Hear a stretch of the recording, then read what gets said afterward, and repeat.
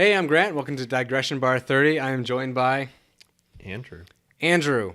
Yes. After this, we're going to watch stuff and we're going to eat pizza. So, Yes. I wanted to kick this off. What makes the perfect pizza to you? I like thick crust. Thick crust. Deep crust. dish? Like a, well, not a lasagna, but like a pie? Or just like thick stuffed crust? Stuffed crust. Stuffed crust? Yes. Okay. And I'm ashamed because I never got them even though I forgot who was one of the main giant fast food pizza people was like had where it's like crust that was stuffed the end like the perimeter crust was stuffed with cheese and bacon. And I'm like, that sounds delicious, but I never got it. And I don't think they have that anymore. That's your biggest regret ever? Just like, one day they'll bring it back. I don't think who that would be. What could it be? Because I feel like I vaguely remember that, but it wouldn't have been like a Papa John's or anything. No, it wouldn't have Papa John's. It wouldn't have been like a Little Caesars. I think it was like... It had to be like a, I guess like a Domino's? It was Domino's. Or Pizza Hut, I bet. No, I think it was Godfather's. Godfather's? That would make more sense. I haven't had Godfather's in so long because I feel like I would never go get Godfather's because I would never think of it. But as an adult, I no longer have like soccer pizza parties, which I feel like is when you would order Godfather's. There used to be a Godfather's where De Leon's is now. That's a downgrade, isn't it? I don't know. I like De Leon's. I'm kind of I don't dislike De Leon's, but I feel like Godfather's is like a really good pizza place. I don't know. I haven't had Godfather's in a long time. We need Godfathers, and then I want to get more of those little Kool-Aids, like drinks. That would like really bring it back to like a 6th grade pizza party. I actually really want Godfathers now because I haven't had it. There's one like just like up the street. I have a story about Godfathers. We'll get back to the whole pizza thing. So for the longest time, I didn't like pizza. Okay. Like I don't remember this from like Boy Scout and stuff. Like there was a period where I was just not into pizza, and that is because when I was in preschool, and again I went to a special ed preschool because I had a lisp. Well, I kind of had a lisp. I had speech problems. I still kind of have speech problems, but it's not as bad. But I actually didn't know it was like for kids like that. I only learned that later on. Okay, never mind. I had a birthday party there. At Godfather's. At that, not at the school. No, that specific Godfather's. Okay. The one that was De Leon's is De Leon's. And there was like a magician guy, and he came there. It was like cool and stuff, but I was eating the pizza, but I was kind of like it was getting to the point where like cake and open present stuff, and I'm like, I want to eat more of this pizza. And then everyone's like, pizza. And like I don't know, like everyone's like, oh, we're not gonna do this until you eat that pizza. And I'm like, but you wanted to eat more pizza, you said. No, I didn't want it. I wanted to go to the cake. Okay. But they wanted you to eat the pizza. But they wanted me to eat the pizza. So everyone was yelling at me to eat this goddamn pizza. And then I ate the pizza, but I didn't like it. Like one slice? Like I'm envisioning you're like, full. I don't know. I had enough space for cake. Like I had to have some space for cake, okay? Right. And I don't know. It like ruined pizza for me for like 10 years. What was the first pizza you had after that? Like what was the pizza that like flipped it? Was it pizza rolls? I don't think Calzone? So. No, calzones were much later. That's I want to say it might have been one of the pizzas we had at your house once. I could see that. Like a Papa John's or something maybe? Yeah. That's interesting. So, what do you like now for pizza? I like meat lovers. Meat lovers? Just like the different meats all together. Altogether? Kind of. I can go with that. Like, do you go like for a specialty pizza? Not really. Who orders a specialty pizza? That's like What clarifies a specialty pizza? Basically, it's just everything, right? But it's all meat. What is everything? So it'd be like sausage, hamburger, okay, so all the pepperoni, meats. Okay. mushroom, onion, anchovy. Not anchovies. I'd say like green peppers. All the veggies. I think. Am I saying special or is it supreme pizza? What one of those? That's what it is. I don't know.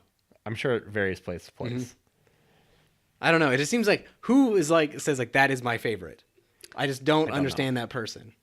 I feel like I like classic pepperoni, very solid sausage. That's also good. Yeah. I also like classic pepperoni. Cheese pizza's okay. Mm-hmm. I prefer like I'd be okay if it had the same amount of cheese, but maybe some other stuff on it too. Like maybe so not a cheese pizza, any other pizza. Well, it does. I feel like cheese pizza has more cheese than typical pizzas. Mm-hmm. I'd also some like more variety. Or like if you're making a pepperoni pizza, you have like just enough cheese to hold the structure together, whereas a cheese pizza might be more of like a 3 cheese pizza. Yeah. And have more flavor. I can see that. There's actually a really good like Chicago deep dish place like to the north of here. I went to with Mark and Hannah because I don't know if you know this about Mark. North is that way. Wherever Fort Street is. Fort Street is north. Yes, that one. So that way. Somewhere that way, yeah. Is it 120th though? Ish. No. Not near 100? I don't think so. I'd have to look it up. But highly recommended by Mark, who lived in Chicago, and he said like that's one of the few places he really likes in Omaha. So we should go there. Is that the place that's quote unquote like imports Chicago water? I don't know that much about it, but it's like you go there and you order a pizza and the pizza comes like 30 minutes later. And you have to get like appetizers there because they like cook it there. And it is very much a fork and knife pizza. It is like this thick, but it's pretty damn good. So we should go there sometime. They also supposedly do really good takeout. So that's not that bad either. And if it's not too far, that's a good option. We should do that. But Jamie and I went through a big streak where we would get pizza all the time, particularly from our Hy-Vee, because like no one gets that pizza, and we could just say, hey, we're gonna come shop at like 5:20. Can you have the pizza ready at like 5:30? And can you just do this stuff and either cook it or we'll like cook it here? And that really turned me on to is I love tomatoes on pizzas now. It's surprisingly good. Like diced tomatoes, great. Green peppers, jalapenos are okay, but banana peppers. I like that. Not a fan of tomatoes, man. Is it tied to the pizza because of the tomato sauce? I'm not the biggest fan of the tomato sauce in pizza. Like usually with pizza, like if the pizza has a lot of tomato sauce in it, it is less delicious to me. Okay. Like I want there needs to be enough that there's like just a hint of it. Like it's there. It kind of holds things in. Well, I mean, it's actually not. It's not structurally sound at all, so it doesn't hold anything together. Right. But it's in there kind of as like a glue, kind of. Have you had like a taco pizza? No. No, you might like that.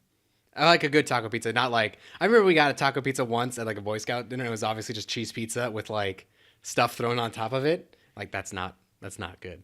But I know like our Hy-Vee would make one where it's like refried beans, basically in replacement of the tomato sauce. And then you have like the cheese and brown meat like all cooked in together, and the tomatoes and the other stuff. And it was an actual pizza, but it was very taco based. Not here's a cheese pizza that I threw lettuce on the top of. Enjoy. That's the one I felt like we got on that one camp. I was like, what is this? This is terrible. I don't remember that. I know. It stuck with me very specifically. I have that vision of opening the pizza and it just looked like someone spilled a bag of lettuce on this pizza. I'm like, this is terrible. But then I remember like at Hy-Vee, I would talk to them because they would like make like the taco pizzas and the breakfast pizzas, which was also. Oh, I like breakfast. Yeah, because breakfast pizza is basically just like a very specialized quiche, depending on how you cook it. Because it's like, I don't know what they do necessarily use for sauce, but it's essentially that, where it's like eggs and cheese all cooked together to be like very pizza-ish. Yes. Yeah, I'd say like a very flat, thin quiche. So yeah. You know what else is good pizza? Who else or what else is good pizza? I'm going to go with what? Okay.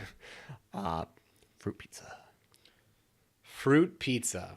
Does this qualify as pizza, or is this something that looks like a pizza? It looks like a pizza. Because isn't that like the dessert they had at Hy-Vee? That's just like whipped cream and it's like on top. It's basically like a sugar cookie. It's not a sugar cookie, but it's kind of like a sugar cookie. A big one of those with like cream cheese and then fruit. God. Speaking of weird pizzas, I remember when I worked at Hummel, one of the things we would make for the kids was what's called like a pudgy pizza, where they had these. I don't know what you would necessarily use it for. It was like to make toast in a campfire or to like grill a sandwich. It was basically these clamshell things that went like this. Yeah. And they're like the size of a piece of bread. And they were attached to like fire prongs and you stuck in the fire and cook stuff. And all it was is like bread, you butter one side. And it's essentially just a grilled cheese, but you put like pepperoni and mozzarella or something on there and some cheese. And you close it with another piece of bread and you cook it. And it was cool because the kids could like cook it themselves because it's like, they're not going to really burn it unless they leave it in there like 10 minutes. You're right. And you can't undercook it because it's just a sandwich. Right. It's fine to eat, but I remember it was so cool because you could actually get really creative. I would like bring my own ingredients and I put like a good pizza sauce in there, like actual like veggies and stuff. But it wasn't as hefty as like a calzone, where it feels like a calzone is like so much dough because you just need the mass to hold it together and hold it. So leaky calzones, man. Leaky calzones? Those aren't good. I don't actually think I've ever had one. A leaky calzone? Like, I assume, like, they don't, like, have a seal at the bottom, so you, like, turn it, and then, like, there's, like, that one hole stuff comes out of. Yeah. Yeah. That's not good. No. I have a whole rants I would love to do about when foods taste fully good, but not structurally sound, and that ruins the meal. The example I go to is pickles. I don't dislike pickles on my sandwiches, but I always feel like every time I put a pickle on a sandwich, you do like this, pickle juice. When you bite into the sandwich, and you always do that thing where you bite through like 99.9% of the pickle, and there's that one little skin, and then you go like this, and then the one pickle, the entire freaking pickle comes out. That's the same feeling. And I feel like that's what like calzones, where you could make the best calzone. But yeah, if you had like one little hole, entire thing's ruined. Not the entire thing, but yeah, it makes it much more difficult to consume. So I'm trying to think if there's anything like that for me. I'm sure there's got to be something. Well, you just talked about like tomato sauce, or if it's not structurally sound, right? Oh, for me, I think it's burritos, like especially like breakfast burritos, because like they get kind of like some of the cheese melts and it's kind of like a greasy thing. And but the problem is like sometimes when you're eating it, or some other like Phillies or whatever when you're eating it, and parts of it kind of like fall apart, so then things start like the meat and eggs or Philly steak and other stuff starts falling out as you're trying to eat. And you're like, no. Well, it's a gamble because if you can work the burrito where it collects in the bottom, that last bit of burrito, amazing. That's delicious. Like I get like wraps. That's fine. Oh. But the problem is if it tears and its meat starts coming out, it's like, that's enough. They didn't roll it properly. You got to the trick. Well, no, it's just like it just gets structurally unsound. It just tears. Mm-hmm. Like I know what you mean. That. Like I've had it where like you're holding burrito like this and just like a flap. It just like I don't know how to say like crumples. Where it's just like and just like goes out. It's like aw. Yeah. Or like eating Philly steaks sandwiches at Pepper Jack's. Phillies are hard. I feel like because especially with those, like it's great. It's like if you pick it up and start trying to eat it, you're gonna drop a bunch of meat on the ground. Mm-hmm. Well, drop it on whatever you have under it. But then you're like, or you could eat it with a fork and knife. But then you're cutting it and then it falls out anyway. So it's like no matter what you do, I have a theory. I want to make like burger buns and like Philly buns, and I just want to have like hollow out the inside, but with like a hard shell, like a bread bowl equivalent kind of thing, so that when you wait, what? So like you have your Philly bun, right? Like this. Yeah. Hollow it out so you can put stuff in there, but it's hard enough, almost like a baguette, so that you can just entirely close it. And has enough structure where you can forcibly hold it closed. That's what I want to do. Jamie says I'm crazy. But it seems like that's totally reasonable. Like contained, again, the structure is important.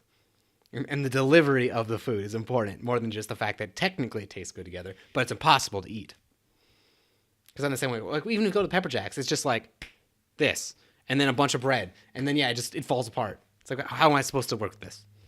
It's delicious. But. Yeah, it's good. I feel like there's a better delivery mechanism. Like there's ways you can improve. Like speaking of burritos, I've been trying to like get better at wraps because for a long time I just couldn't do them. Same with this came up because of omelets, and it's gonna sound dumb, but it never occurred to me to what I do now when I make omelets is I scramble my eggs, like 3 eggs. I like the sound effects. I heat up my skillet, heat up my other skillet because you cook the ingredients separately. Pro tip. From the eggs. Right. And then I get like a nice little thick layer of eggs already cooking when I put down the eggs. And then I basically just cook the ingredients into the egg omelet, and then I roll the omelet instead of trying to fold it over like a sandwich. Works so much better. How do you roll it? So I just basically like you really spread the eggs really far, so it basically fills up the entire skillet. You like swirl it around and stuff, and then I just go tilt it to one side, and I just kind of like keep flipping it over with a spatula. So it's like you're folding it multiple times. Yeah, it's more like flop, flop, flop. So not one big flop. Yeah. Okay. Although I still like I miss like Hy-Vee omelets, honestly, because where you have that nice massive flat plane, and you're just like eggs, and it just like perfect spreads out because it's flat, and you're just like flop. You're flop, talking flop, about like flop. on the griddle. The griddle. Yeah, like like the that big was griddle. that was amazing to cook on. Yeah, but I can't do that because I have like one heating element per slot in my kitchen. I think you can get metal plates that you can go over your stove, so it acts like a continuous. See, I want to get that, but I want to get a massive, like cast iron one, because I want one that can be evenly heated. And if you just like throw a metal one on, like a stainless steel one, you will have hot spots. But if you do like cast iron, you could just put it on, let it heat up for like 10 minutes, so the entire thing is like very evenly done, because it'll hold the heat like that. The only problem is those are heavy. Yeah, and then it would be hot as shit forever. You'd have to like, okay, just no one touch this. It's like when I don't know if you were over the last time we cooked fries. You were over the first time we like actually fried fries. I don't know if I was there the first time. You were there one time. I did it again recently because my parents got me a potato peeler, not peeler, slicer for slicing potatoes. You know, like at Hy-Vee where it's just like and just like makes them out fries. Masher, kind of like cutter. Yeah, right? It's not a cutter. There's I know what it's called. Yeah. It's not a cutter because potato cutter is just like a knife. Yeah, potato knife essentially. But it's different. We're frying those. I remember when we fried that, it's like okay, that's cool. But now I just have a pan of hot oil, and you can't get rid of it when it's hot. So it's just like no one go over there for like an hour, and even then it's like I'm 99% sure it's cold. But part of me, even though I like temp it with a thermometer, it's like I'm just always afraid it's still like actually really hot. Because when you look at it, you can't tell. Just make sure you don't go over there without wearing a shirt. Yes. There's a great Trailer Park Boys episode about that, where he like Randy, the dude who never wears a shirt, is like cooking bacon cheeseburgers. Amazingly done skit. But yeah. But anyway, I'm trying to apply that same logic of rolling omelets to rolling wraps, because again I would do the same thing where I basically want to fold it, trying to be like I need to contain it all, but that always would tear the wrap or burrito, and then you ruin everything, because once the tear happens the entire tortilla is ruined. Also, I learned to heat my tortillas, get them slightly damp, heat them. Yeah, like I don't know what they call, but you know, like those like hot, if you ever ordered like a fajita at like a restaurant, they have these little like not like ceramic pot, like plastic, and they put the nice warm tortillas in there so they stay like that and they don't get really crispy. I want one of those. I know what that is, but I don't know what they were called. Yeah, I don't know what they're called either. I want to get like fancy dishes, not like fancy like Chinaware, but I want like presentation dishes for when I cook. I've also seen them where they're kind of like, you know, kind of so like, you know, like hotels, they're those like waffle makers where you like you put it in there. It's kind of like that, where it's just like a metal thing that you close onto it, but it's got steam in there, so you just put the tortillas on there and it just presses them. I want to see someone like do that with like an iron though, and they're just like, I'm warming up my tortilla, and like with the steam from an iron. It would work because you're not coming in contact with it.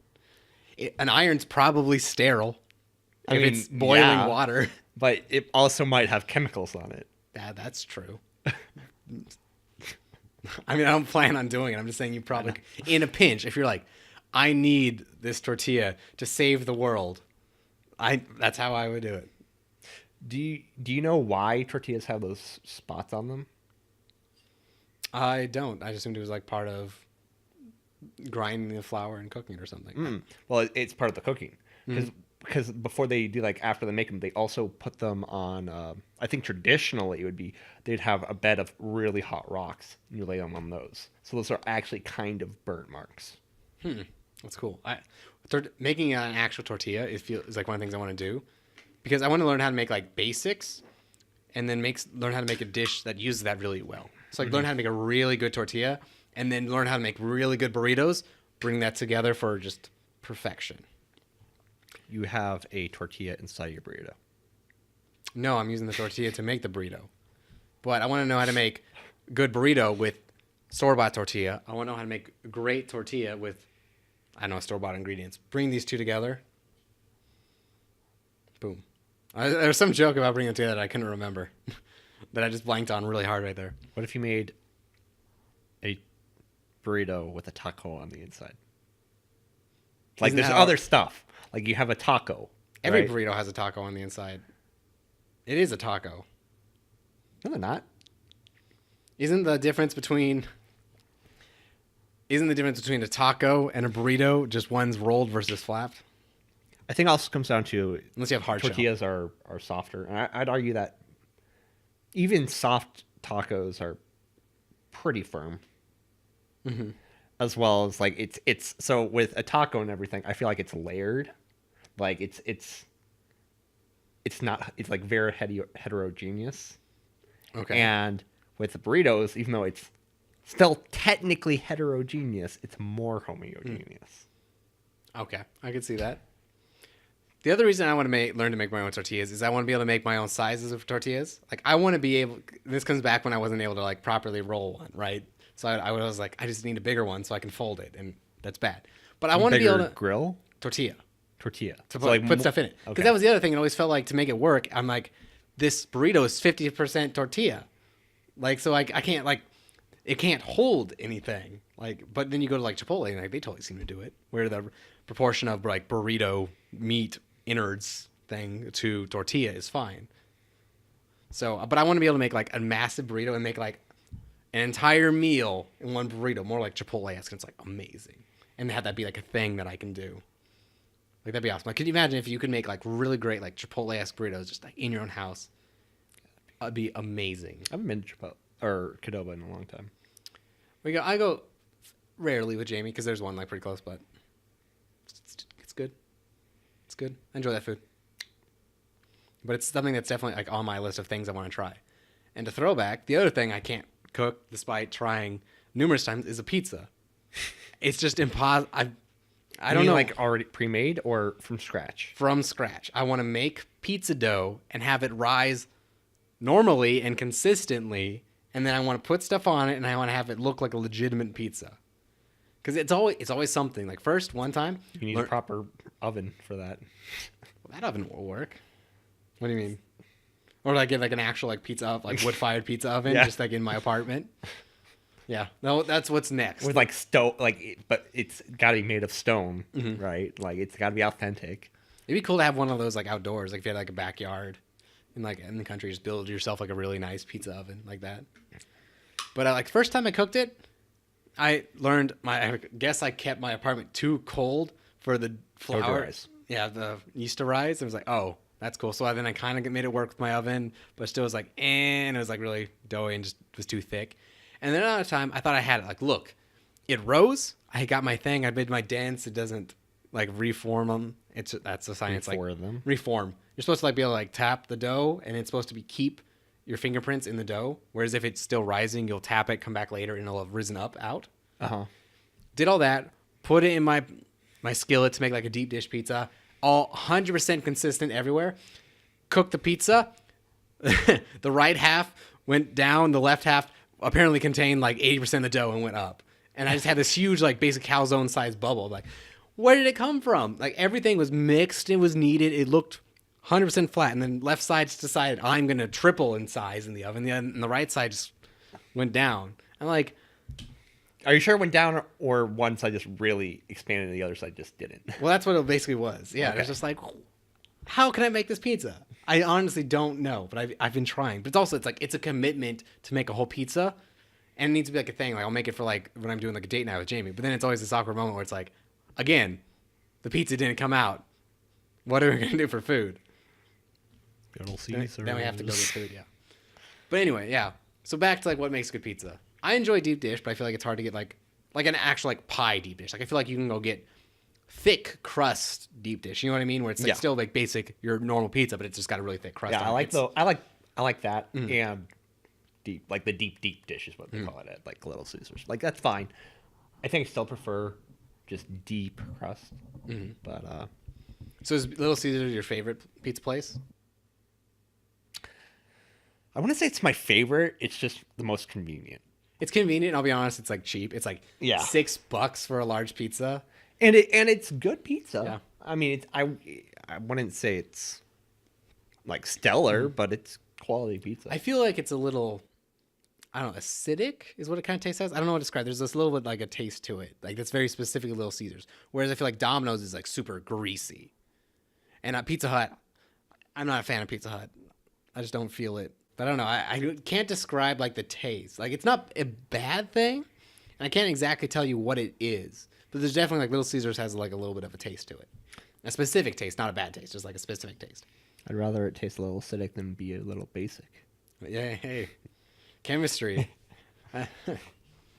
So, I'm trying to think what other. I haven't been to Godfather's, which is a local place, I guess you would say, right? Is it local to just Omaha, or is it, how big is it?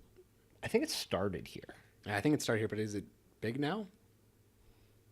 I don't know. I don't know either. And there's Papa John's, Papa Murphy's. I don't know where the nearest Godfather's is.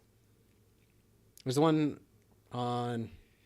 I think I know where. We can talk later on that Okay. one. Because we'll have to order it sometime. I want to get Godfather's. I don't even know what I would order. Also, I feel like pizza is an issue where I don't want to be a dude who eats pizza every week. But I feel like I eat pizza so rarely. It's one of the things where because you eat it so rarely, you always order the same thing. Because if you're going to get pizza, you're going to get that thing. So it'd be rare I'm going to order like a supreme pizza. Because why would I? Pizza is usually, you get the favorite one you want. It's like ice cream. You know, it's like if I had ice cream every day, I'd be adventurous. But like if I'm going to get ice cream now, I'm not going to go get like some crazy thing. Yeah. But then I feel bad because like I've never had like Rocky Road ice cream. I've never had Neapolitan. I've never had... Neapolitan is the Whatever. chocolate, strawberry, Vanilla. right? Yeah. So, I don't know. It feels like... I'm not a fan of Neapolitan.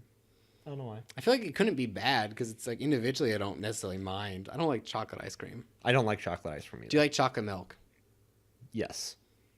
I do not like chocolate milk. Even as a kid, I'm like, this is just too rich. I like chocolate milk, but not chocolate ice cream. Do you like chocolate pizza? Define chocolate pizza. I don't know what that would be. I was just envisioning regular pizza, but with chocolate instead of a tomato sauce, which sounds terrible. I would try it, though. You try it? I would try that. If you replace tomato sauce with chocolate, it probably wouldn't be good, but I would try it. I think you would like Domino's because they have like non-tomato based sauces. Like they have like a ranch based sauce. Also not a fan of ranch, though. That's the other problem. I think they have a garlic one, butter one. Ooh, That might be garlic good. butter. I think something like that, yeah. Ooh. But like alternate. That's what I was thinking of when we were talking about like the breakfast pizzas. But I'm a good fan of like Domino's. I feel like, and that's really convenient for me and Jamie to pick up, especially so. But I've been really liking Little Caesars because again, it's like cheap, and not in like a bad way, but like I feel like a lot of times like, oh, I don't want to go out because it's like expensive. But a lot of times it feels like even making a dinner at home can like add up versus just like buying it from somewhere that buys all their ingredients in bulk, knows what they're doing. Like, is it really better for me to be like if I were to make like steak and like a good homemade dinner and all that, I feel like that could easily be like $10 to $15 per person easily without realizing it. Yeah. Versus just like going somewhere that's like not the same quality as steak. Obviously, I'm not talking about Little Caesars, but like if we just go get to like a Old Chicago, Jamie loves that, Red Robin or something, the prices aren't that different, and then you don't have to worry about it. You don't have to clean up after. And it's like, and ultimately, I might be saving money in a weird way, even though it looks better to cook here. Yeah. So for like a night out, obviously, if I'm just like cooking for myself, it's like $2 to cook food. But so big food. I'm gonna be Big food. Big food podcast is what it was, and that I knew like that's why again like I wanted to start off with something because I knew it's like this is something that's like not arbitrary but is easily relatable and everyone has an opinion on is pizza, and everyone has like very specific things about their pizza. Do you fold pizza if you were to eat like New York style? Folded pizza is good. I like when I go like Frank. Kind of like I don't fold it intentionally. It's just like it's really soft. It makes sense to fold it just so it doesn't fall apart. Mm-hmm. No, that's something. Would you ever eat? Oh, I'm sorry. You're fine. That's another thing that I don't like. Sometimes ruins it is when you're eating pizza and you bite it, and part of it pulls like the top layer off of some of the pizza down. Like you're like that. You bite into it, and it pulls some of that off, and like, well, this one's fine, but the next one's gonna be just annoying. Yeah. I've definitely remember that experience, especially as a kid where it's like, dang it, I accidentally ate the entire top of the pizza. Like when you get down to like the last like third and you like pull it off and all the cheese comes off. It's like that was good, but then you're like, I'm still gonna eat like just like the tomato paste dough. Yeah. It's like I'm still gonna eat that, but it's kind of like I kind of like ate all the good parts. Alex, William, and I once got some pizza from Little Caesars, and we didn't eat all of it. The next day, we're going like, awesome, we have all this leftover pizza. We're gonna go eat it, and we go to the refrigerator. It's like, it's not here. And someone had to throw something away, looks in the trash can. And there's the remainder of the pizza, except everything is gone but the crust. I don't mean like the side crust. I mean, they ate everything but the bread. Oh, I thought you were saying they somehow ate only the bread but not the top. Yeah. Oh. So it wasn't a whole pizza, but it was like 3/4 of a pizza. Or something like it was substantial. Like we were looking forward to having some pizza. It was my sister. Called out. And we were livid, and we have not let her forget that. Like, you ate our goddamn pizza, but you didn't even eat all of it. She only ate half the pizza, right? In a way. Yeah. But it ended up all in the trash. What was left? It reminds me, there was a South Park episode I saw one time that had a very similar joke where it was something like they were all getting KFC with like one of the kids' mothers, and the catch was they had to go like grocery shopping. They're going to eat the KFC when they get back, but first they had to go help like put away the groceries. And Carmen like sneaks away and he like eats just the skin off all the KFC. He's like, "Oh no, it's fine, guys. You can have the rest." And it's just a bucket of chicken without any of the skin because he ate it all. And I just remember how much you could just see how much you'd hate that person, even though it's like, "Oh, I only ate like a little bit of it." It's like, no, that's not how this works. So. Does that like trigger you at all? You're a big fried chicken person, I'd say. Right? I like fried chicken. Yeah. I don't always eat the skin though, just because it depends on like what the skin is. Chicken usually. Well, not the skin, but like the batter they use to cover it. You're a connoisseur. So, what's your favorite chicken place then? Like basically, like not saying like this is the best one in the world, everything. Just like curious, like your basic. Like I used to really like Old Country Buffet chicken. Mm-hmm. But Old Country Buffet is no more. Mm-hmm. That makes me sad. Have you ever been to Old Country Buffet? I think I went there once or twice when I was like 8 or 9. It was the bomb. The bomb. Oh my god! Have you been to the Valentino's buffet? Yes. It's like that times 4 or 5. But I feel like that. I don't know how I feel about that because I feel like I liked Valentino as a kid, and then I went one time with you and Jamie, and I was like, "This is not good." No. But with Old Country, you mean that in a good way? Like, yes, it's 5 times as good. Not like this is basically that, but 5 times as much or something. Well, there was more of everything as well. Yeah. But like they would have like times like they would have like roast beef that you would cut off and take, and lots of chicken. It was just and like oh god, I miss Old Country Buffet. It makes me sad. We gotta bring it back. New Country Buffet under new management.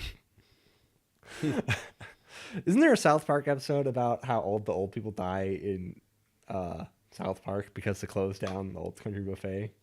I have not seen that one, but I totally believe it. South Park's like a show I want to watch, but they have so many seasons. It's like The Simpsons. Like, how do you start The Simpsons? Especially because like I don't have cable. Like, it'd be different if I could just like start watching what's on. Yeah. But like. With They like got rid streaming of that. services, I have to pick an episode to start with. So which one do you start with? Like the ones, like the really old good ones that aren't. I actually topical? argue that the very first few episodes aren't that great. I could see that. I think. I think like halfway through the season or in season 2 it gets better. So yeah, it's like where do you start? You start with those because they're theoretically the best ones, but they're super dated. Yeah. And it's a topical show. Or do you watch stuff that's relevant, but it's like season 22 or whatever? Because also, it's like, I don't think, no matter how much I like The Simpsons, I don't think I would sit through 22 seasons of it from start to finish. So every show I watch now also goes so freaking long.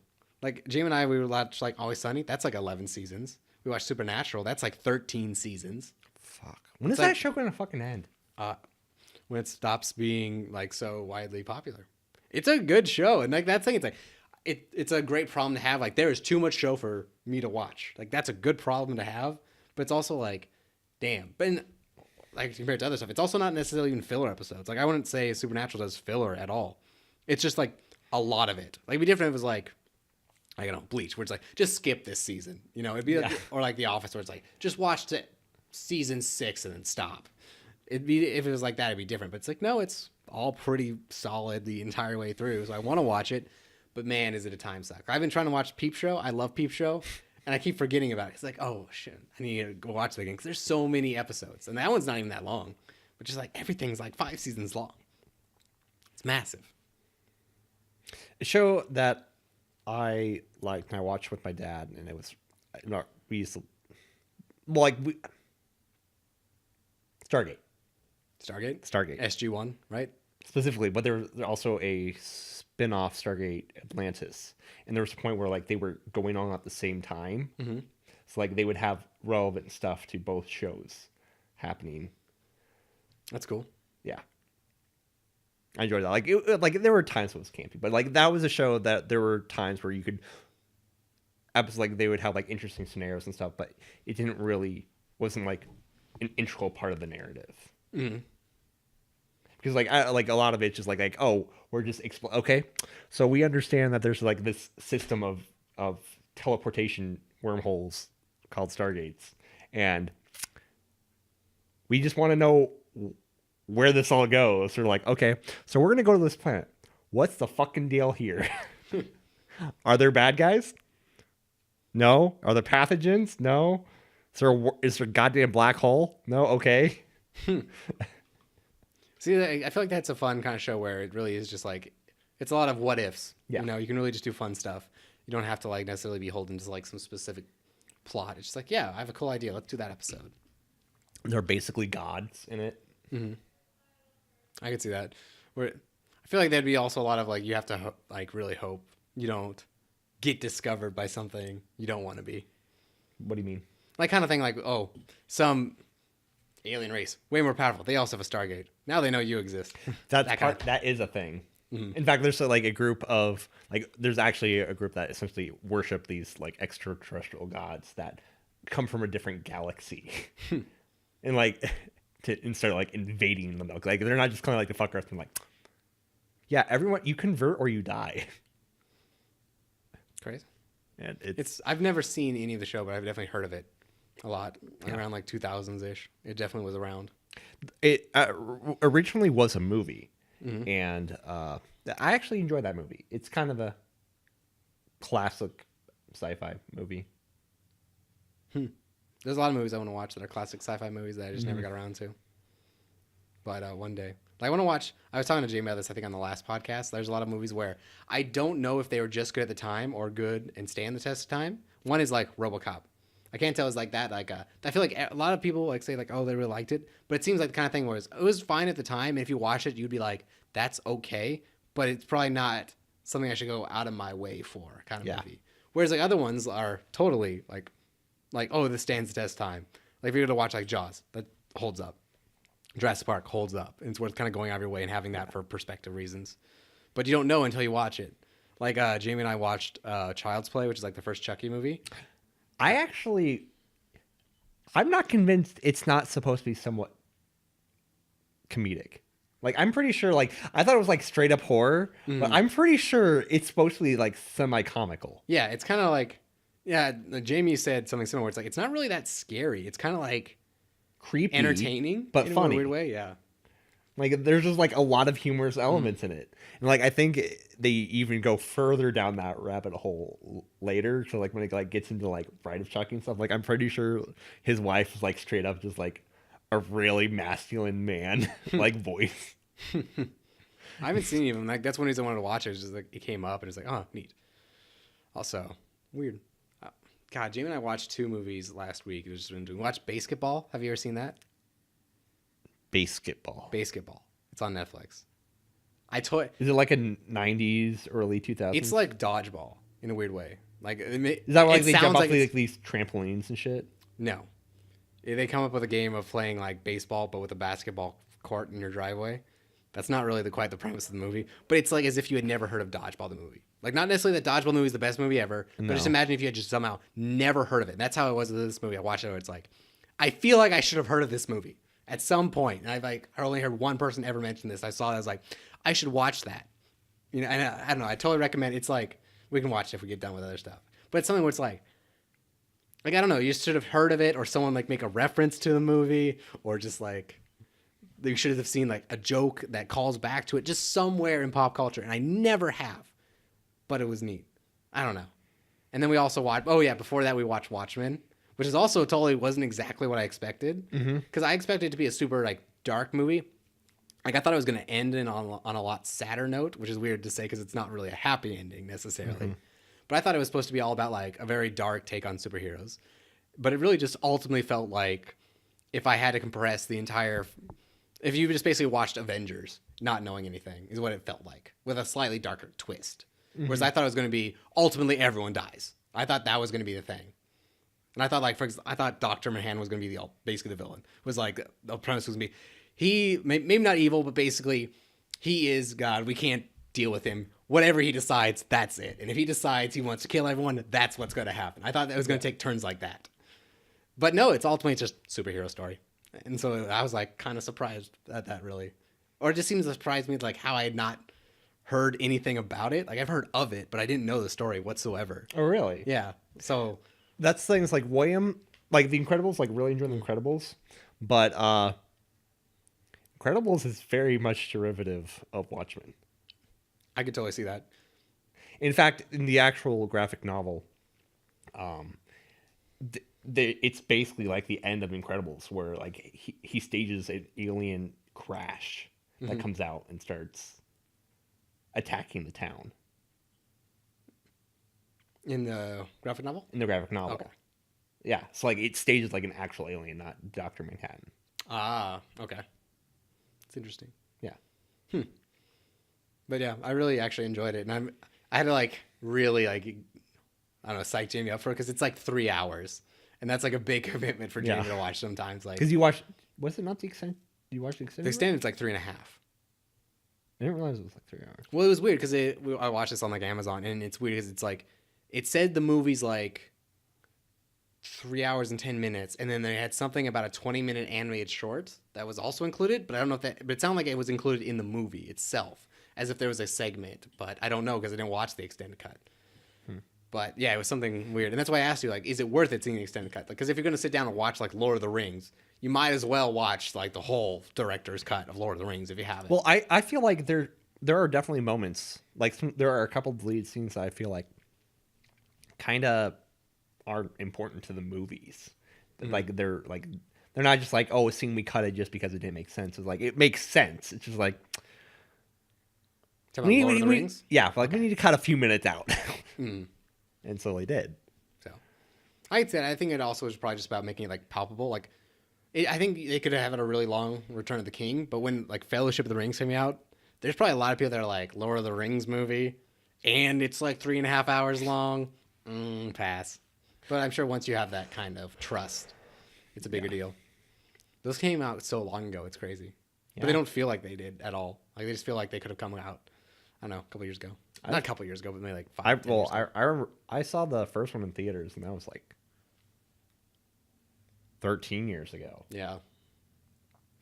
I saw a post someone said that's like in 2 years, 1990 will be 30 years ago. That's crazy. Yeah. Doesn't feel like that. When we weren't alive in 1990. Maybe you weren't. I was. Time traveled. I went back in time in the future. And just to say I was alive. Okay. So somehow we got to this point from pizza, but... Yes. Yes. I am craving that Little Caesars, though. I'm excited. I'm glad you turned me on to Little Caesars. And it doesn't help that it's like right next to a grocery store, because that's what got Jamie and I about the Hy-Vee thing mainly, is like, it's not amazing pizza, but I can just call, it's done when we're there. I have to grocery shop anyway. I usually do it on Friday. That's what I did before you came over. It's like, okay, I need some ham. I need some burgers for when Jamie comes over. I need some bread, milk, and let's get a pizza. Yeah. So it's convenient. And I think that's what totally gets me. Plus, it's just like, just give me, it's like $5 pizza. Yeah, I'll take a 2-liter. Convenient. We could do like the app thing where you like phone ahead and they just have like the slot you pull out of that you didn't know what it was when I told you. We could do that. Right now? Not right now. Right. I have to like download the app and like let's watch this. But no. But again, want to learn how to make a pizza because I feel like pizza. If you learn how to make a base pizza, that's when you can do fun, cool stuff. You can come up with crazy pizzas, or you'd be like, I don't like tomato sauce, so I don't put it on my pizza, and I'm making it so I can decide what I want to do.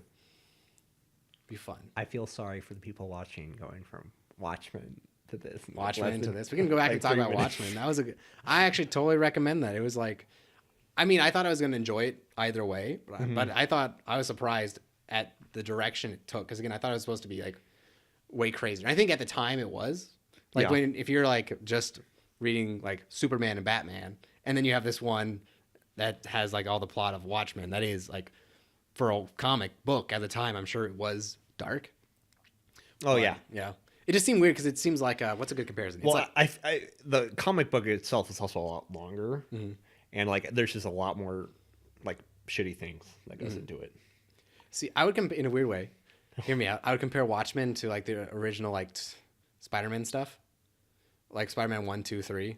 Like, not with Tobey Maguire, although it did have him in 3. But I forget the dude. That 2. Was that 2? Yeah, that was just 2. No, he's in 3. He's Venom, isn't he? What? Is that in 2? Who am I thinking of? The dude from that 70s show. Oh no, okay, no, yeah, that's what I'm thinking of. That's not the guy. I don't remember who actually. I don't know what you're saying. What are you saying? I gotcha. That Spider-Man one where it came out almost like too early, where it was like the start of the whole big superhero craze, but because it was like so early, it never really was huge. I feel like that was how Watchmen is. Like if Watchmen came out and it was like, hey, we're dropping an Avengers level movie, but with entire new characters you've never seen. Well, the big. Whereas they just felt like ended up being a good solid movie. Yeah, I think the problem with that Spider-Man trilogy was like the first one was kind of campy in my opinion. Like there was some stuff, but like it was kind of cheesy. The second one I thought is pretty solid, but the third one's just not good. I watched it. It's not bad. It's Jamie's like, I want to watch the third one because that's the emo one. She wasn't wrong. And there's like a whole 10-minute section where he's just like acting edgy. Yeah, when he's wearing the suit. Yeah. So I just like, I don't know. It was like that was a movie because I also saw that in theaters, and I went in and I'm like, I was kind of excited to see it, but like the entire movie, I'm just like, I mean, it's not bad, but I wasn't expecting this, and it just was weird. I can see that. Well, I feel like there's a lot of moments like this in that series. Like again, they didn't hit the stride of what makes like a really good superhero movie. Because everyone other than that were always like so different. Like they had like Batman movies, but those aren't really the same. I don't want to say genre, but like they aren't the same style of superhero movie as the others. But I mean, like Clay industry was collectively trying to find out what that would work, and I think that's kind of like what that felt to. And I feel like Watchmen was in a similar position where it was as good as it needed to be, but almost like the collective interest wasn't there for it yet. And it's like almost it came out before it could have been the best. Although I think it did amazing still, right? So I can't believe it got made though in that time, because it seems like that would take like a ton of special effects and stuff all on a series that I would say generally the collective public had not heard of at all, compared to something like a Batman movie or a Superman movie. Well, no, basically the only special effects had to be were Dr. Manhattan and Rorschach. Well, you have like other stuff, like they have like a ship that flies. That's true. And just like background CGI and stuff. I mean, it's not crazy at all. I mean, obviously Dr. Manhattan, everything he does like on Mars is the whole thing. And, that's weird. Yeah. So, but that's a whole thing. But other than that, I don't know. Maybe it wasn't. I don't know. Maybe it wasn't that much to produce, but it came off like it did, which is probably a great thing, right? Speaking of movies you saw in the theater, I know there's one you want to talk about because you've been talking about it like all week. Is there any Pokemon movie you want to go see really badly? The Detective Pikachu movie? Yes. I haven't watched the trailer, but I've seen it's a live action Pokemon movie. It's a live action Pokemon movie with Ryan Reynolds as Pikachu. Yes. Detective Pikachu. Yeah, and it's all they actually speak, right? He actually speaks. But I assume the other Pokemon do. No. In fact, like part of it is that like when the two main character, like Pikachu and the other main character, meet each other, he's like, wait a second, you can understand me? And he's like, I can understand. What the fuck? You're talking. So, but the big thing that seems to be, and everyone else can't understand it. So like, are there any actual like humans in the movie? Yeah. Okay, I haven't seen the trailer. What do you mean? Are there actually humans? Because I've only seen Pikachu talking like Mr. Mime. I've only seen screenshots. Yes. No. This is like Pokemon World where Pokemon live. Like it's like Trainer World. Mm-hmm. But I didn't know if it was like all just focusing on Pokemon interacting with Pokemon or something. No. And then it's just like, oh, there's a trainer or something. But I feel like the big draw of it, it's when we say live action, like I want to say the Pokemon are super realistic and it very uncanny valley. And that's why it's so interesting to see screenshots of it. Is what it feels like. It feels like that's so cool, but also really, I don't know. The Mr. Mimes are creepy. Yeah. But I think they've always been creepy. But they've always been creepy. Pikachu, like, I don't know. It's interesting. And it comes at the perfect time with that like Pikachu with an open mouth meme. I love that, but I feel like that was engineered now because it's too perfect. Yeah, it's too perfect. So, I don't know. I'll totally go see it in theaters with you. And I'm sure Jamie will as well because she enjoys Pokemon. I haven't really played a Pokemon game in a long time because I feel like I don't really do mobile games. There's a Pokemon game you can play with her now on the Switch. What is that? Pokemon Let's Go Pikachu or Let's Go Eevee. That's on Switch? Yeah. I guess that makes sense because it's like a portable console. I know I've been seeing screenshots. But you can play that with her. Oh, like is it 2-player? Yeah. You can have it be 2-player. How does that work? I don't know. I don't know either. I think it's like you each control like different Pokemon. Okay. And like there's also like weird stuff like where when you throw Pokeballs, so like if you synchronize in ways, like it increases the likelihood of you actually catching it. Okay. So you got to be synergistic. The only thing I've seen come out of that game is people posting pictures of their Pokemon, and they like talk to it, and it'll read off little messages like your Pokemon's interested in the bush, and everyone like supposed to like Pikachu is interested in your mother. It's like okay, cool. I don't know what this game's about, but that's what everyone's posting. I don't know about that if that's this game or not. That it is that game. I can tell you that it is that game. So, but. Also, you need to take your freaking Mario Party because every time Jamie and I play it, it's bullshit. Because I forgot. First off, I forgot like I left 4 times. Yeah. God damn it! You played it 4 times. Well, yeah. Well, just like not including me. The time we played. Okay. Well, yeah, just because like it's perfect where it's like a lot of times like I don't necessarily just want to watch like TV or something. Like I like doing something, like playing a board game or like that. And that's one where it's like we can both like do something. But you have to include the NPC AIs, and that's just bullshit. There has to be. It's a minimum of 4 players, right? So there's 2 AS if you just do. Okay. Yeah, it's just like it's Do they kick your ass? Usually it's like one does really well and one does really bad. Yeah. But it's just like, oh my god, it just gets so frustrating. But also I don't want to. I'd be okay playing with them if I could turn off their turn animations. Like I wish they just said, just warp to your place, tell me what happened, and then just go on. Because that's the thing. It's like, I don't want to sit and have to watch Peach choose stuff at the freaking shop. I just don't want that. Yeah. Or it just annoys because like I feel like that Mario Party would be more fun if you did a 20-turn game because then you could have a strategy. But I feel like there's not much you can do. Like for example, by the time you actually have like 1 to 2 items, the game's over. You can't really. There's no point of like holding on and using something. You just basically use whatever makes you go the farthest. Yeah. Whereas like it'd be cool if you had a strategy. It's like I'm gonna get a bunch of coins and try to do this, but realistically you can't. But a lot of maps are built like you could. Or just like, for example, we went on one map. It's like, I don't know if you play like the Baba map. Probably not because I have your game. But it's a countdown. Every time you land on a certain square, the countdown goes down. And in theory, at 0, it blows up. You got down like 2, and then the game ended. It's just like, it's too short. But the game itself takes so long. I don't want to play a 20-turn game because it's like 2.5 hours. Only to lose to some bullshit NPC. Or just like, you play like a team game and like it'll give the AI player like the important job. Like I was playing one where it was like it's 1v3, right?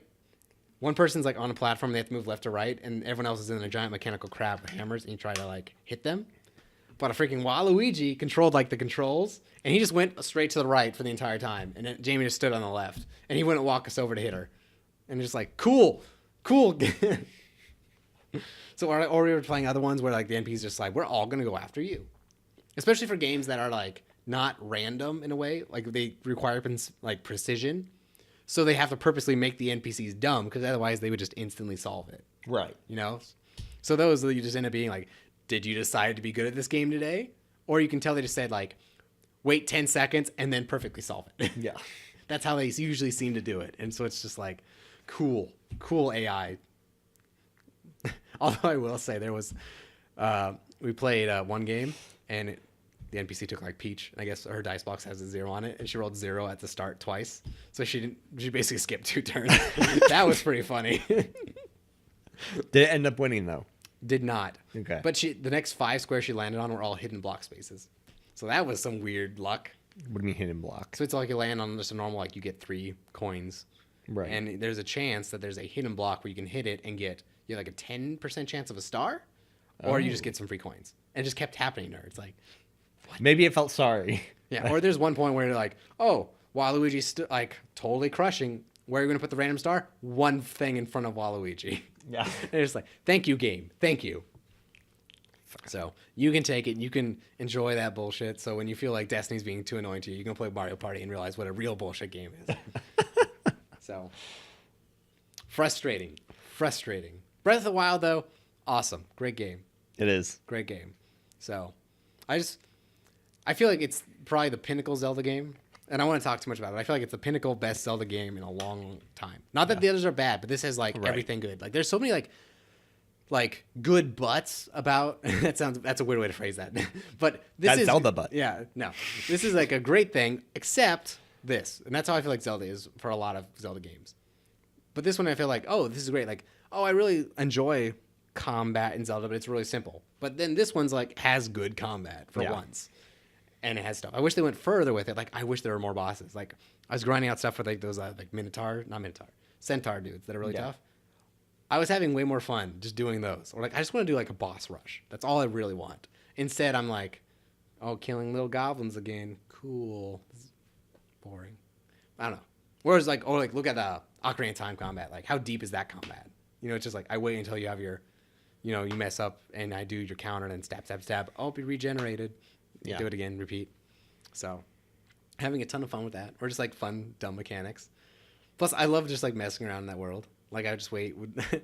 There's some, I can't remember what it was. I was doing something in like Kakariko Village and some villager annoyed me. So I just waited until they went to bed and I grabbed every single chicken and put it in their house and woke them up. It doesn't matter to the game, but I found it really funny and satisfying.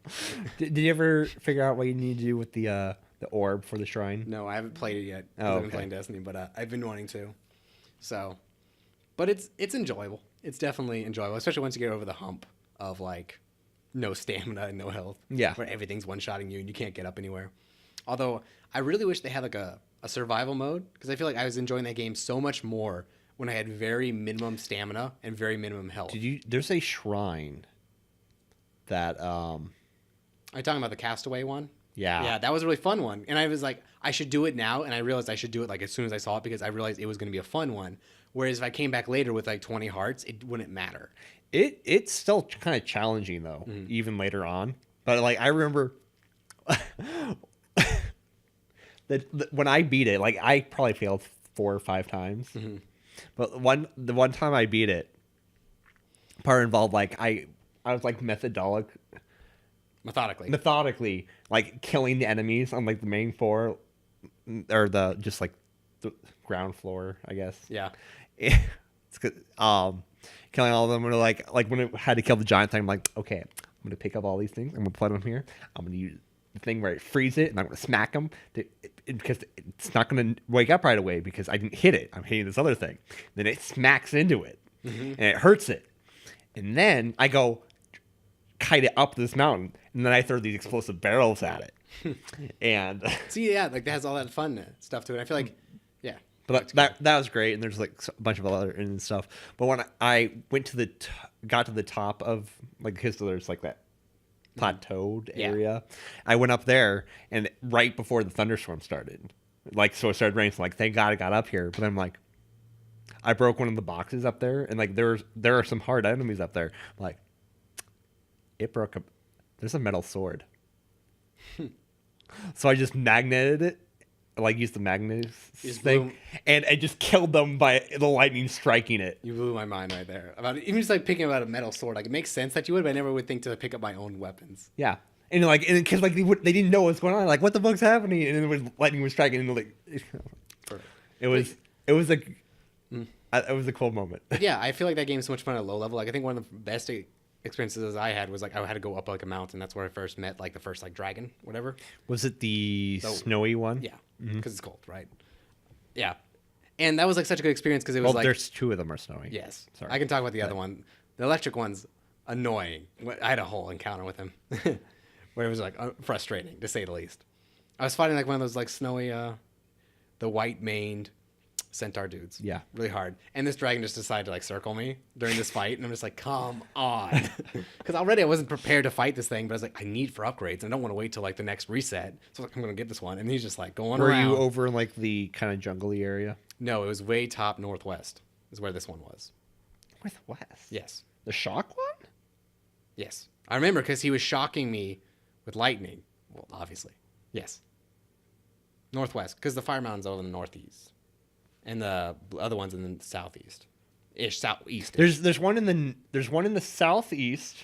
There's one kind of central, which is the electric one. It's like central to south.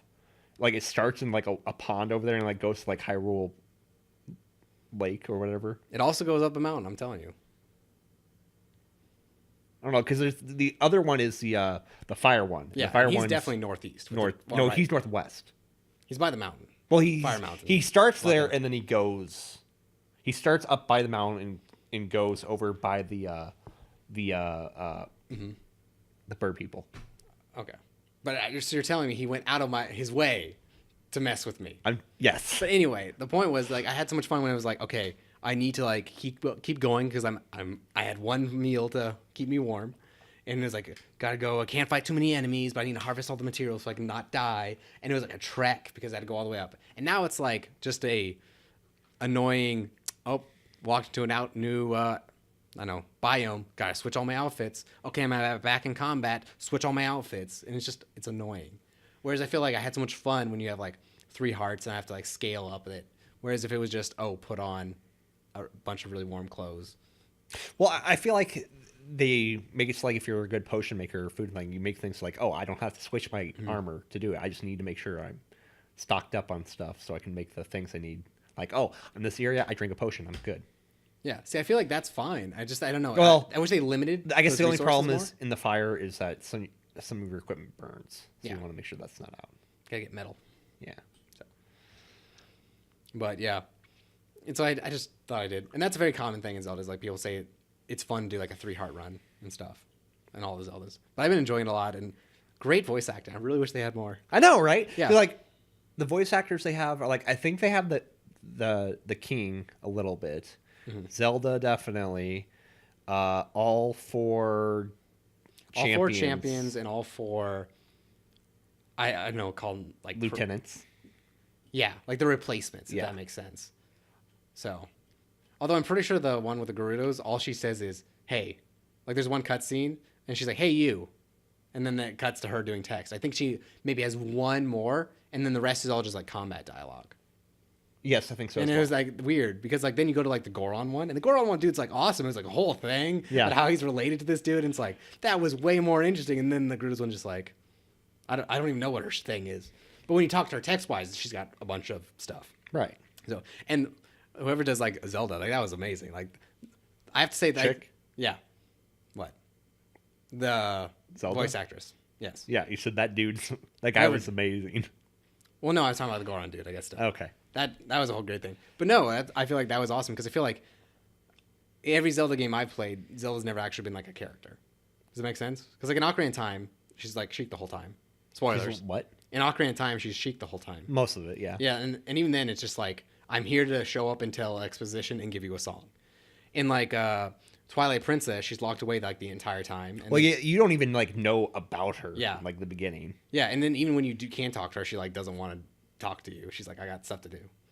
So I guess she's in like Phantom Hourglass, but she's not the focus of it because it's not like a Ganon. Well, in Phantom Hourglass, she's like turned to stone pretty Yeah, early. I think so, right? Yeah. Like she's turned to stone like in the opening cutscene. It's been years since I played it, and it didn't leave a huge impression of the story on me. It's only like 90% of the way through the game, I think, is when you fix her. Yeah, so same thing. And then I know she's in Wind Waker, but she's not like Zelda. So she doesn't know she's Zelda. Does that make sense? She doesn't know she's she a figures princess. out she's Zelda Yeah. in it. I haven't played that one. I haven't either. Again, it's also like not the same kind of like character. But this one, it actually felt like, oh, I get that they like know each other. They're like, they know each other before the events happen. Yeah. And it's actually just a character in the game versus just being like the king, where it's, I'm going to tell you what to do. I'm here for exposition. I kind of liked how it was like I read how that. Link and her relationship was kind of complicated. Mm-hmm. Like at first it was like oh, he's like a stand-up guy, but he's quiet, and she kind of like resents him for a lot of the time because like he's perfect and everything. I'm having so much goddamn trouble, and he he never gets mad at me. He's like, what the fuck is wrong with this guy? She's slowly warms up to him. Yeah. And he goes and almost fucking dies. And then there's all that. Yeah, so I just really enjoyed having her as a character in the game. Yeah. You know, especially like I also feel like I said this before, but like to you, but I feel like it does a great job at bringing old Zelda to like new Zelda. So like pre-Ocarina to after Ocarina. Because like pre-Ocarina is a lot more of like kill like the goblin monsters and Ganon's like a pig man. And it brings that back in a way that kind of makes sense, but then still has like, you gotta go through the elemental temples and the Triforce is like a thing and the gods and all that. And it's very specific structure. Yeah. So plus, like, I think the old Zelda games are a lot more combat based, and after Ocarina is a lot more like puzzle boss. Yeah. Whereas, like for like, I'd say if you go play like Zelda 1, not that I ever have, it's a lot more of just like the room locks. There's 6 Octoroks. Yeah. Kill them. And in a way, like there's a lot of times like I wish that was in Breath of the Wild, especially in like the old games. Like Breath of the Wild's better about it. There's a lot of times where like, I just want to fight like a fun like fight. I don't want everything to be just like, oh cool, we're gonna throw one like Guardian Scout into the shrine for a reason. I don't know why they're there, but you'll like, this shrine takes 20 minutes, and then halfway through there'll be like one dude you 2-shot. So, but yeah, I'm enjoying it a lot. Although I always feel like, so we're talking a lot about Zelda, but I always feel like, so there's the 3 main characters, Ganon, Zelda, Link. Yeah. And I just imagine like every time in the game that something occurs, it's always like basically Ganon and Zelda butting heads, and then at the end Link shows up and Ganon's just like, really? Now you're gonna come in? Like you haven't been anywhere this whole time. He's like not at all on the same level, but he's like, I just got everything in the world to throw at you now. It's like, and I'm like perfect, and guess what? I got a magical sword. Screw your plan. Every time. It's just like, you weren't even involved 90% of the time. You can't just show up at the end. That's how I feel that would go for Ganon. Well, yeah. Well, or just like, again, I think it's funny because like it's supposed to be actual cyclical. Like they know it's going to happen. Like they prepared completely for like the time previously, and they just owned his shit. Like they had everything was there, and you're just like, nope. And like fucking wiped him. And like this time it's like, I know what you're doing. And then great. Totally takes over. I love their depiction of Ganon as like more of a like primordial force instead of just like a really bad dude. Because that's what I feel like he was in like Ocarina, for example. Whereas he was really presented as more just like a bad guy. Well, that's why I'm trying to say like I feel like this is supposed to be near the end of the Zelda universe. Mm-hmm. Not that you don't make more games, but if you're talking about timelines, I think it's also supposed to be like there are timelines where like it diverges. Yeah, there's 2. I think there's 3. There might be 3. I think this is a place where it's kind of like they all can technically reconverge again. Okay. Reconverge because of an event, or reconverge just because there's no way to say which one this one is? I don't know. I don't follow the Zelda timeline. It's really convoluted because they kind of implemented it after they had all the games. Yeah. But I don't know. I do feel like they have Zelda be too much of a genre, if that makes sense, where it's more about like the structure of the games than it really is any kind of cohesive story. Like I've talked to you, like I wish they would just, like actually world build at all. And finally Breath of the Wild kind of does, I feel. Whereas it feels like any other Zelda game, Majora's Mask, it's like, here's some things. Okay, cool. Now we're going to go to Breath of the Wild, throw all that away. Twilight World, never hear of it again. So stuff like that. Yeah. Unless you're Ocarina, and then Ocarina gets referenced in every single Zelda game after it, because it was the biggest for the longest time. Yeah. So, that gets a pass. So, sorry. I know, like, I think there's one of the games I think actually, Minish Cap, the Nintendo, no, Game Boy Advance game, I think technically takes place before Ocarina of Time. It does, because Ocarina of Time's not the first one. Right. It's when they get the Triforce. It's a big point. Like when he pulls, supposedly when he pulls out the sword, like that's the big, that's the branching point where it splits. Mm-hmm. Because then you have adult universe and kid universe, and then I think there's something else in between. There's adult, kid, and failure. Yes, that would make sense. I think that's what the like Wind Waker, Phantom Hourglass shit is. Like, yes, that definitely on the failure. Because they had to flood the world because of that. Yeah. Makes sense. In a weird way. But yeah, then I know it is a thing that certain ones occur before. Like Zelda 2, I think, occurs before. Anywhere he doesn't have the Master Sword is supposed to be before. So that's like Minish Cap, I think. I don't remember if he doesn't have that in it, but like there's part of the ocarina. You actually get the ocarina in it, but you only use it like to summon a bird that basically teleport you places. There's got to be some dude that's like really in ocarinas, like right before the N64 came out, and he's just like, man, what am I going to do with all these ocarinas, this collection I've just bought? And he's like, today is my day. It's got to, because no one would know what an ocarina is. Where does an ocarina even come from? It's from some culture, right? It's like a potato flute. Yeah. That's what it is. It's a potato flute.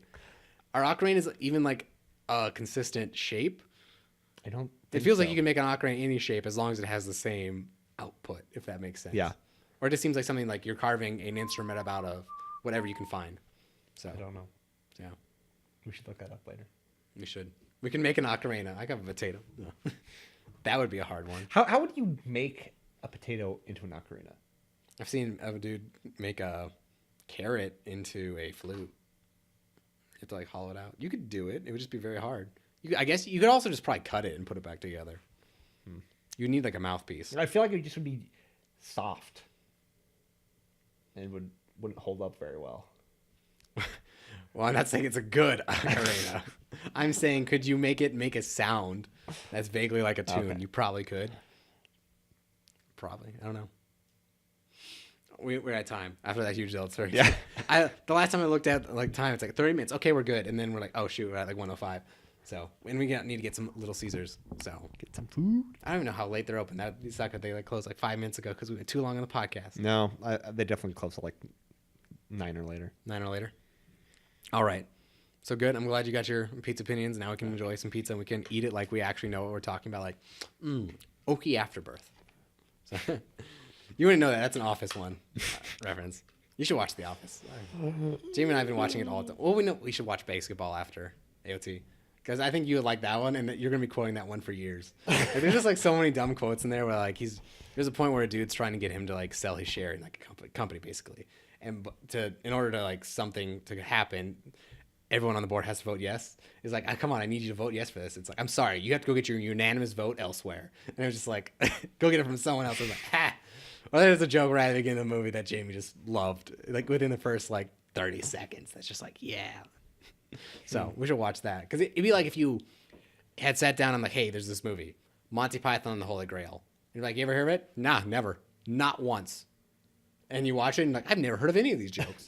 It'd be like, it's like that. I was just like, no, I'm not saying it's the best movie ever. I know. Or anything, but just like, how have I not ever heard of this movie? What it is?